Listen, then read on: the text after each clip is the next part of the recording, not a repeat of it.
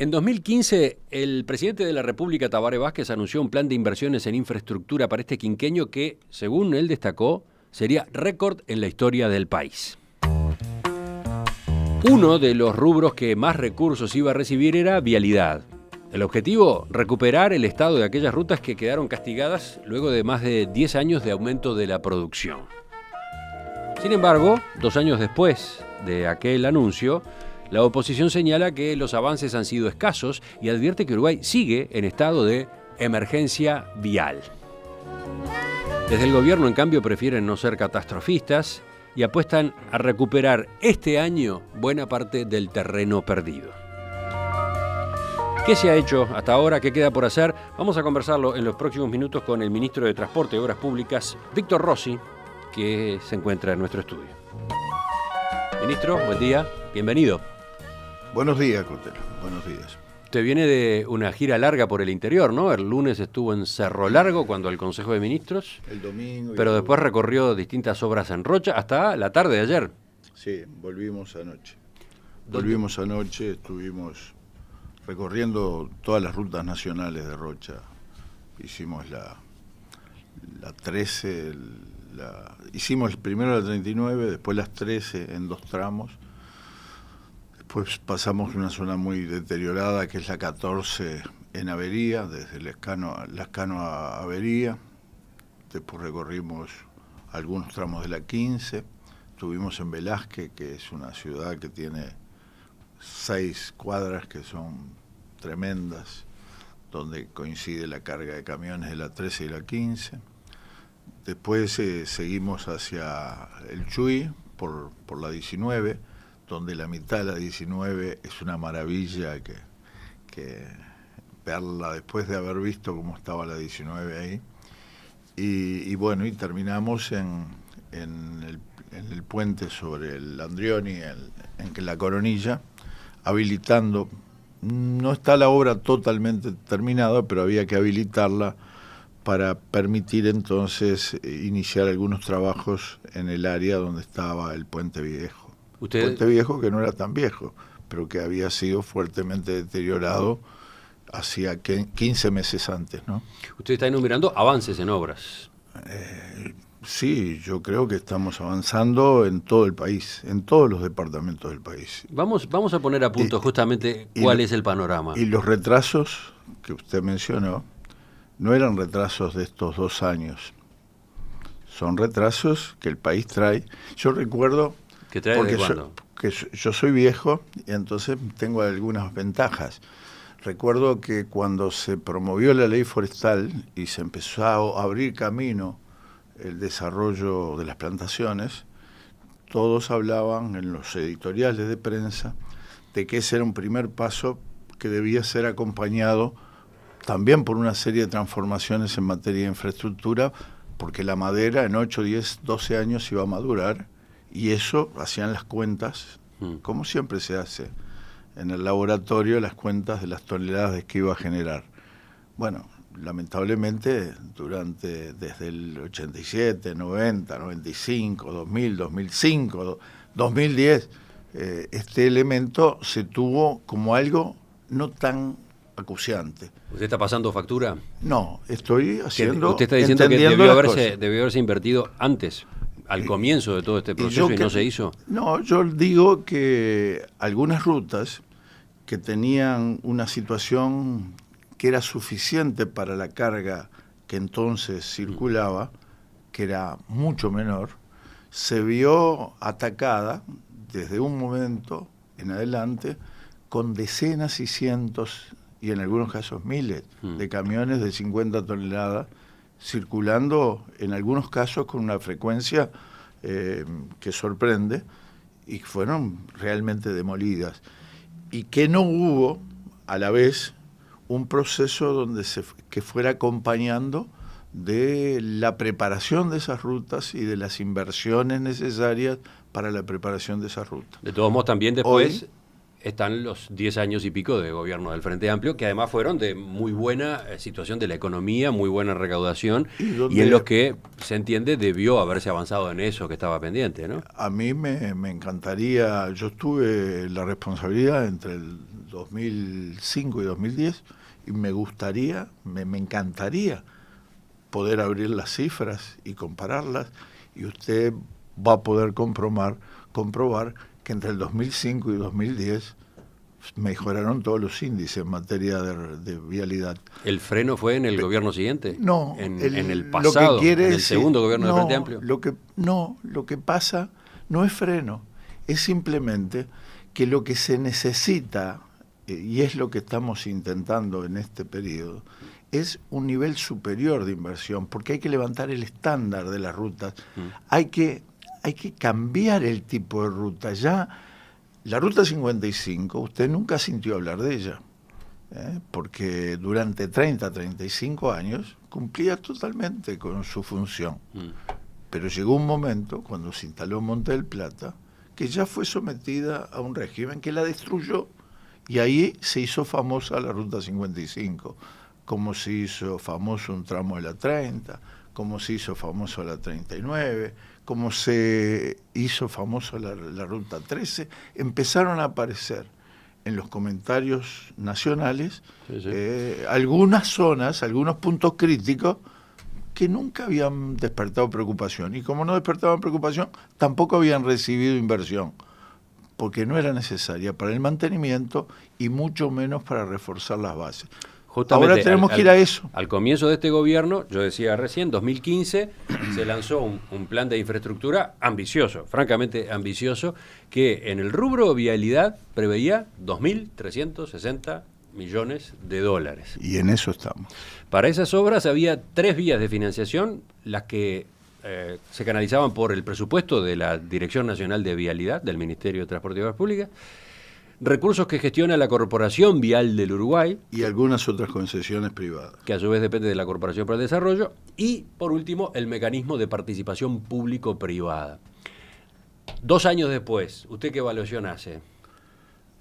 Y que hemos trabajado mucho, que hoy tenemos más de 100 obras en todo el país, en todos los departamentos del país, que lo que hicimos en Cerro Largo y lo que hicimos en Rocha, lo vamos a ir haciendo departamento por departamento, porque tenemos no resueltos todos los problemas, pero sí en marcha esa recuperación que va desde cambiar la base de las rutas para mejorar también su calidad de servicio, pero que ese camino está lejos todavía de poder resolver todos los problemas, todos los desafíos y dar las respuestas que el Uruguay necesita.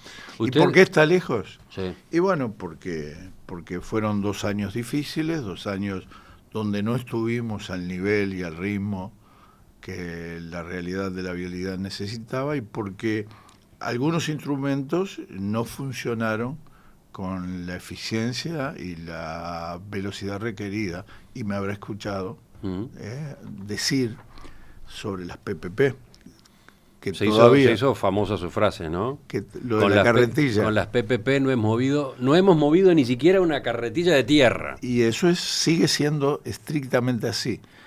Aunque dimos un paso el lunes, cuando pudimos anunciar a la opinión pública que el presidente de la República había dado por terminado el primer proceso. Sí, dimos la noticia temprano porque ustedes lo divulgaron ayer.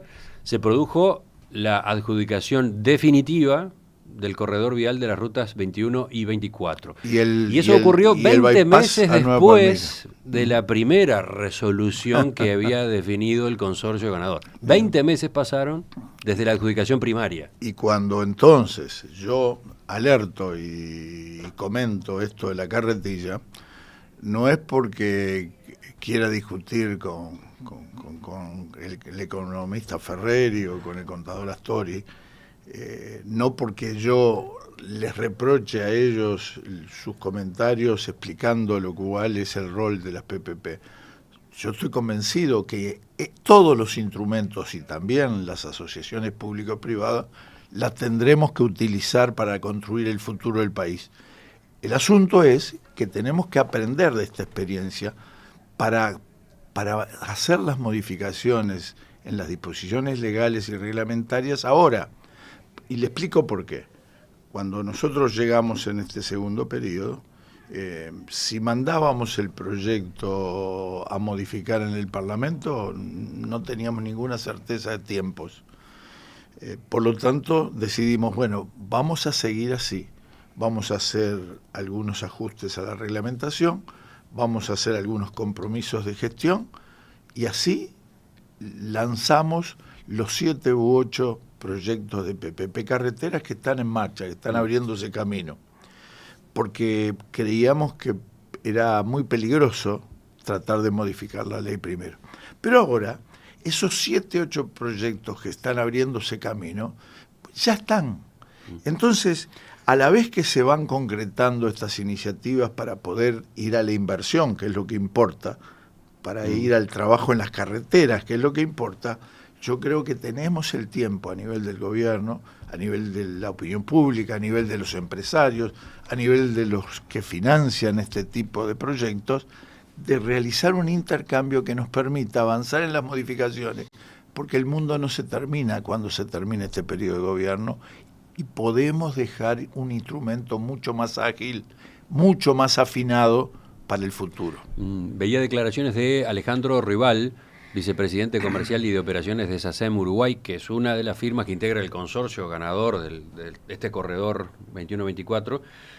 Él decía que los casi 2 años que demandó todo el proceso para la firma del contrato definitivo terminarán beneficiando a los otros contratos que está previsto firmar en este segundo semestre. Que así sea. Como que hubo un aprendizaje.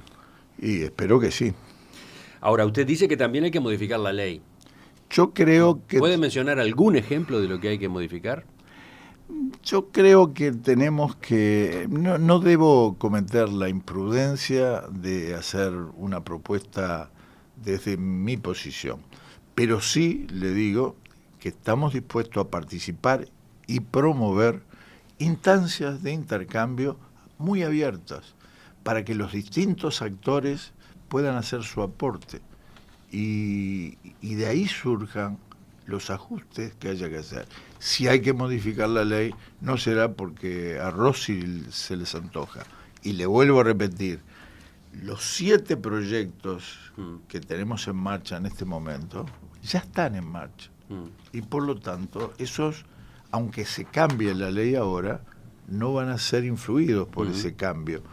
Mi preocupación es porque la vida sigue y hay un futuro y el país necesita instrumentos aptos. En el mundo también hay experiencia en esta materia y hay experiencias de las buenas y de las malas. Y esas experiencias se acumularon en 20, 25 años con éxitos y también con fracasos. Nosotros también tenemos de esa experiencia internacional que tomar lo mejor para aplicar en el Uruguay. Entonces, bueno, de esas 3 formas de financiamiento en las que se apoyaba el plan que se lanzó en el año 2015, una, la de las PPP, la ha estado comentando usted, esa fue la que no anduvo, la que se demoró, la que estuvo trancada hasta ahora. Y por lo tanto, en los números generales de ejecución está faltando ni más ni menos que Zapata. Vayamos a las otras 2. Los fondos de la Dirección Nacional de Vialidad. En esta rendición de cuentas, en el tomo referido a evaluación de la gestión, se indica que hubo un buen nivel de ejecución en el ejercicio del año pasado. Concretamente, en infraestructura vial se ejecutó 97,8% de los créditos. O sea que allí, en Dirección de Vialidad, no estuvo el problema. Bueno, creo que vamos a mejorar en el año 17, porque el 97,8 en materia de vialidad significa poco. A mi gusto, a mi evaluación. Nosotros tenemos que estar siempre por encima del 100 en cuanto a nuestras pretensiones. Por lo tanto, el número que me daría satisfacción sería el 100%, porque no se puede gastar lo que no se tiene. Y hablemos del otro, del que nos falta, la Corporación para el Desarrollo, la Corporación Vial. Eso anda excelente. Sí, pero en abril de este año se lanzó un fideicomiso por $100 millones para la construcción de rutas de acuerdo al plan del gobierno lanzado en 2015. Y cuando se hizo la presentación del fideicomiso, el director de la Corporación para el Desarrollo, Jorge Perazo, dijo en el diario El País que la CND no había podido cumplir las metas de construcción vial trazadas en 2016 por falta de recursos económicos. Pero con el dinero de esta emisión se compensaría aquello y se llegaría al objetivo para este año. ¿Es así? La Corporación Vial no construye. La que construye es el Ministerio de Transporte, la Dirección Nacional de Vialidad. La Corporación Vial lo que hace es respaldar, apoyar, acompañar con la pata financiera, que es imprescindible. Y por lo tanto nosotros hemos tenido siempre en el contador Perazo un hombre que comprende el rol y que lo ha llevado adelante con excelencia. Lo que hemos comprobado es que además la Corporación Vial y las obras viales del país tienen credibilidad a nivel de la población. La Corporación Vial es la que opera peajes, ¿no? Y ahí tiene su fuente de ingresos. Los peajes también son del Ministerio de Transporte. El Ministerio de Transporte se los dio a administrar a la Corporación Vial porque de esa recaudación respalda, palanca lo que son las inversiones, por ejemplo, como esa emisión en bolsa que se hizo recientemente. Pero, y que se harán otras. La pregunta es ¿por qué no se hizo el año pasado ese fideicomiso que se lanzó este año? ¿Por qué no se utilizó algún otro tipo de instrumento financiero para conseguir los recursos y para poder avanzar por ese lado, por el de las obras que dependían de la Corporación Vial? Yo creo que ellos son muy juiciosos y muy experientes en esta materia. La Corporación Vial ya había emitido en el año 2007-2008 una emisión de papeles en bolsa que había sido muy bien recibida por la opinión pública, pero desde entonces no se había vuelto a emitir. En este periodo sí nos planteamos como un objeto ese financiamiento, y la Corporación para el Desarrollo, la Corporación Vial, cumplieron con todo el trámite, hicieron una primera parte de emisión muy exitosa y quedó en el mercado incluso la demanda de más emisión. Pero ellos, creo que con un criterio y un conocimiento que yo no tengo, han establecido un ritmo de emisión con otro ordenamiento. Este que se lanzó en abril, el fideicomiso a nombre de la Corporación Vial del Uruguay, son títulos de deuda en dos series, una por 630 millones de unidades indexadas, que son unos 80 millones de dólares, y otra por 20 millones de dólares. Son títulos que aseguran un rendimiento de 5,5% en UI, 4,9% en dólares, y están asociados a la recaudación de los peajes que administra la Corporación Vial. Pero además, se anunció en ese momento que están previstas, como decía usted recién, nuevas emisiones para 2019 y 2020 por 350 millones de dólares. Como ve, ellos han planificado el flujo financiero que necesitan para poder atender las demandas que presupuestalmente el Ministerio de Transporte les va haciendo en función de lo que tenemos planificado y de lo que tenemos autorizado. No son los únicos caminos de financiamiento. Podemos encontrar también otros caminos, por ejemplo, especiales. Y, por ejemplo, estamos estudiando el financiamiento a través de un mecanismo de fideicomiso para el viaducto en la Rambla Portuaria, proyecto que ya está adelantado y que pensamos que también en pocos meses va a iniciar su construcción y que va a ser un gran aporte al ordenamiento portuario y a la circulación en la zona de los accesos de Montevideo, y que además, en caso de que siguiera abriéndose camino los proyectos vinculados a OPOEM, nos daría la tranquilidad de que la Rambla no fuera interrumpida por el cruce del ferrocarril. O sea, el viaducto permitiría canalizar el tránsito de vehículos, autos, vehículos en general, salvo los que van al puerto, que saldrían por su costado, irían al acceso norte y de ahí tendría un sistema de distribución a todo el puerto. Y efectivamente también con la construcción de ese viaducto estaría habilitada la extensión de la playa de maniobras del propio puerto, llegando a predios de la estación de AFE. Bueno, ese es otro tema. El predio de la playa de maniobra del puerto, tal vez usted recuerde que en el 2007 nosotros lo expropiamos y recibimos decisiones judiciales a favor, incluso a nivel de la Suprema Corte, pero después en el proceso de discusión de todo el paquete de la estación de ferrocarril y sus áreas de influencia, se entendió que debía devolverse para iniciar una negociación global que lamentablemente todavía no ha encontrado una solución favorable para el país. Ese litigio es eterno. Esperemos que no. Pero por lo que usted acaba de decir, entonces, aquella idea de extender la playa de maniobras del puerto hacia el lado de la estación central del ferrocarril, por ahora se congeló. Eso se congeló. Usted sabe que no se puede contar con el huevo en la cola de la gallina. Hay que esperar que madure eso. Ministro Rossi, los lineamientos de la rendición de cuentas presentados por el ministro de Economía, Danilo Astori, dicen, página 56, que la ejecución del plan de inversiones en infraestructura 2015-2019 avanza, aunque se necesita acelerar la ejecución en algunos sectores. De hecho, vialidad es el rubro que tiene peor ejecución en el bienio 2015-2016. Hay obras previstas por 2.360 millones de dólares, dijimos, y según el Ministerio de Economía se lleva ejecutado 19%, una proporción baja. El diputado blanco José Olaizola se lo señaló en comisión justamente ahora, hace pocos días. Sí, es cierto.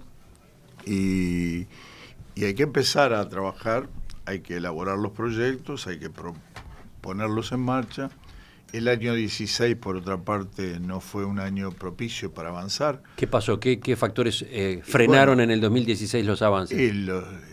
Desde abril del 16 el año se presentó con lluvias, con inundaciones en diversas partes del país y además, fíjese, el puente que habilitamos anoche en La Coronilla, el puente que se está construyendo en Rosario, fueron yapas, eran puentes que estaban en perfecto funcionamiento y sin embargo el temporal los desestabilizó. Les puedo mencionar una serie de rutas que debieron repararse, como la Ruta 22 y otros tramos de la Ruta 21, que debieron repararse como consecuencia de los daños. Por otro lado, en los 2.360 millones, que son para un quinquenio, no son para 2 años, usted tiene que incorporar no solo los aportes, las inversiones iniciales de las PPP, los proyectos de participación público y privado, sino parte de las inversiones en nueva infraestructura y parte del proceso de mantenimiento. Y ese capítulo está en cero. Por lo tanto, las cifras que yo no me he puesto a calcular, sin embargo, no demuestran que en estos últimos meses se ha venido preparando una batería de proyectos que seguramente nos harán llegar hasta el fin de periodo en plena obra, e incluso obra que seguramente se va a proyectar más allá del periodo y va a culminar posterior al periodo. O sea, ¿se va a apretar el acelerador ahora a partir de este año? El acelerador lo apretamos desde el primer día.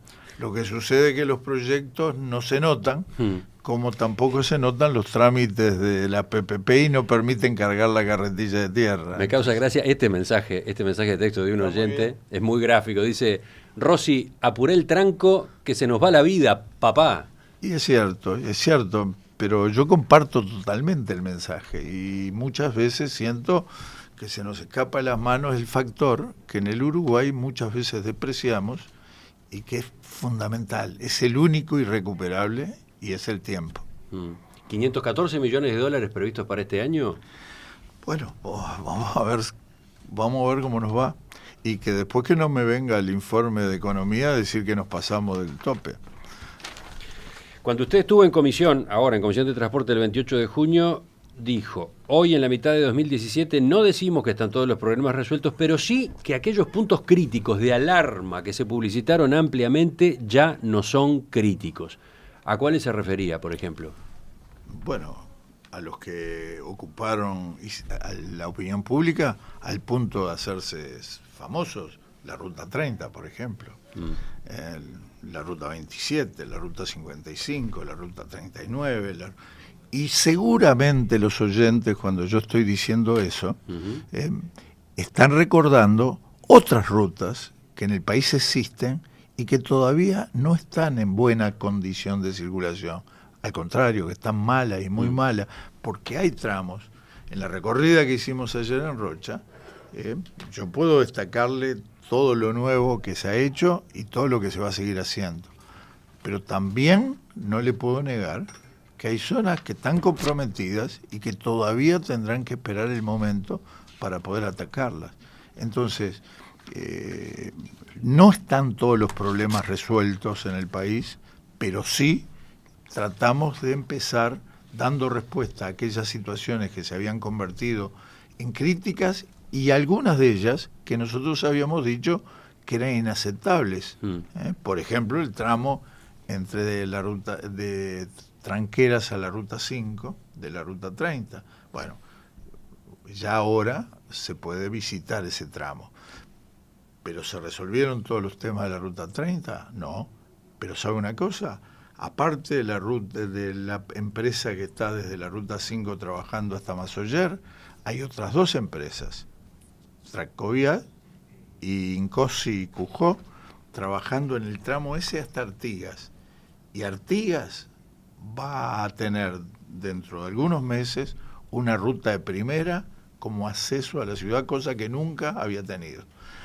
Pero como la Ruta 30 sigue más allá de Artigas, ya tenemos el proyecto de un enorme puente, del cual siempre se habló, pero nunca se le metió el diente, que es el puente sobre el río Cuaró para que no sea inundable. Y ese proyecto ya lo tenemos preparado y estamos encontrando las condiciones para iniciar su ejecución, lo que va a significar terraplenes muy, muy, muy importantes a lo largo de 4 kilómetros de la ruta. Un ejemplo que usted destacó ahora cuando estuvo en Melo es el de la propia Ruta 8, en ese tramo 33 Melo, que era un desastre absoluto. ¿Y cuántos años hacía que se hablaba de ese tramo? Y sin embargo, ahí está, en ejecución. Tampoco está terminado. ¿Faltan cuántos kilómetros? 30 kilómetros. 20 y pico de kilómetros. ¿Y por lo tanto se termina cuándo? Y yo supongo que se va a terminar a mitad del próximo año. Seguramente está eso terminado y tampoco termina la Ruta 8 con eso. En la Ruta 8 tenemos obra a lo largo de toda la Ruta 8, desde acá, desde Pando en adelante. Pero también después de Melo queda un tramo a Ceguá, que es Ruta 8 también, y que habrá también que mejorarla. Una de las obras que está en curso es la de la Ruta 13 entre Ruta 1 y Trinidad. El diputado Armando Castañdebat, del Partido Nacional, bueno, que fue intendente de Flores, hizo algunos cuestionamientos. Dijo que hubo un tramo que se acomodó para el verano pasado, que luego hubo que hacer de nuevo, ya que se está agrietando porque pasa agua por debajo. De hecho, le preguntó si se podía hacer alguna auditoría externa de esa obra a cargo de la empresa Ramón C. Álvarez. Esa obra comenzó mal, se está sufriendo ahora porque la base está mal hecha, indicó. No es verdad, no es verdad eso. Eso es una versión que bueno, quienes quieren que todas las cosas salgan mal, que quieren que todo salga mal, no digo que sea el diputado, pero hay gente que quiere que todo ande peor. No sé dónde piensan irse a vivir, pero afortunadamente todo no anda peor. Y la ruta 3 quedó muy bien. Y si bien hubo, porque hay aplicada ahí una tecnología nueva, hubo algunas llamadas de atención en un tramo en particular, fue identificado perfectamente el tema que había con los componentes de la ruta y se ha corregido. Y no solo eso, sino que el diputado debe saber, porque es del departamento de Flores, que en acuerdo con el intendente de Flores contribuimos a mejorar todo el bypass que hay de la ruta a Trinidad, y el propio intendente tuvo la generosidad de reconocerlo públicamente y quedó como nunca antes había estado. Pero además, también debe saber el señor diputado que desde Trinidad se hizo un llamado hasta el Río Negro para seguir mejorando ese tramo de la ruta y agregándole elementos de tecnología que en el mundo evoluciona y que nosotros estamos poco a poco incorporando. Entonces, sé que hubo algunos comentarios sobre el fracaso de una tecnología. Afortunadamente, esa tecnología no fracasó en Trinidad, como no fracasa en la Ruta 8, como no fracasa en la Ruta 39, donde se están aplicando un sistema de reciclado que permite el ahorro de material de canteras, porque se va procesando el mismo material que está en la ruta. También tengo entre los mensajes de los oyentes reconocimientos. No es poco, ¿no? Dice, por ejemplo... Endulza el alma eso que dice, me por dice. ejemplo, Fernando, felicito al ministro porque por primera vez en mis 65 años veo que se comenzó a trabajar en serio en el tramo Rosario-Cardona.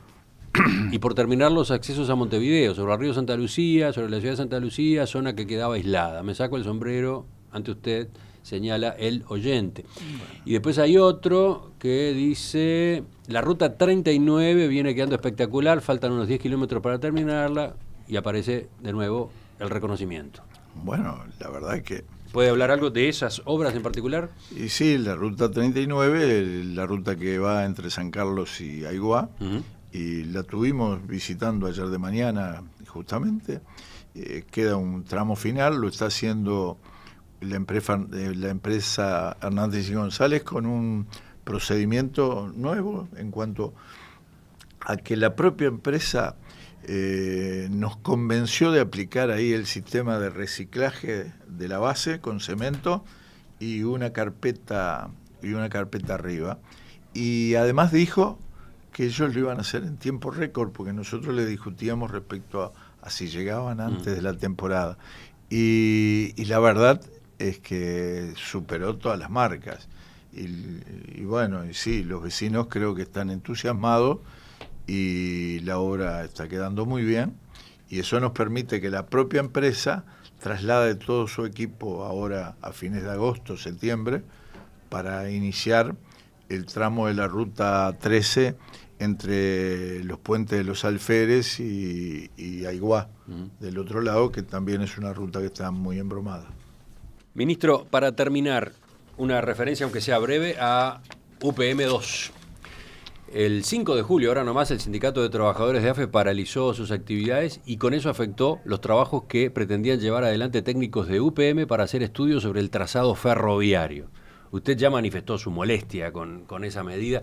¿Qué pasa? ¿No hay forma de establecer un diálogo entre el gobierno y ese gremio para que no se bloquee? Porque la palabra siempre termina siendo la misma, bloqueo, trancazo, en este caso este tipo de tareas. Son noticias desgraciadas, porque tomar popularidad, asumir un rol simplemente por el hecho de trabar lo que es imprescindible para que efectivamente se confirme el modo ferroviario, y con eso el trabajo de los funcionarios, incluso la perspectiva de trabajo para más gente, es desgraciado. Yo creo que hay forma.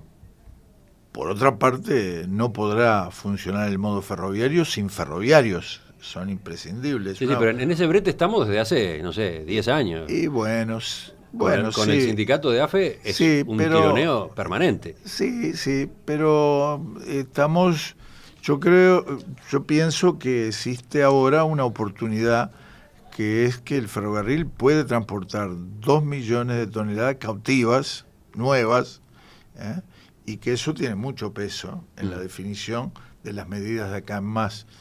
Y eso también es la garantía de que hay un porvenir. Si a esos 2 millones de toneladas usted le agrega que el mejoramiento del estándar de la calidad de las vías y su capacidad de soportar carga permite que se incorpore nueva carga con seguridad, que es la condición para que un dueño de carga esté dispuesto a transportarla por ferrocarril. Entonces uno dice, hay un futuro, materialmente, objetivamente hay un futuro, y más tarde, más temprano que tarde, se van los trabajadores de la Unión Ferroviaria, se van a sumar, porque no hay otro futuro que no sea sumarse a un proyecto de dinamización del ferrocarril. ¿Cuándo se da a conocer el trazado de la vía férrea que va a utilizar UPM, si todo se concreta? El trazado prácticamente está definido, se siguen haciendo algunos ajustes, por un lado en el proyecto mismo, y por otro lado en lo que tiene que ver con la aprobación de las intendencias. El trazado no tiene variantes sustanciales al trazado actualmente existente entre Paso de los Toros y Montevideo, y el puerto de Montevideo, y en poco tiempo, Iba a decir un plazo y después frenó. Sí, yo diría que en un mes más o menos, vamos a estar llamando a la rueda de información con todos los que a lo largo de estos meses han manifestado interés en participar en la construcción, mantenimiento y financiamiento. Y bueno, lo vamos a hacer público, espero que dentro de poco tiempo. Ministro Víctor Rossi, gracias por acompañarnos. Volvemos sobre esa parte de los planes de su cartera, entonces, dentro de pocos días. A las órdenes, gracias.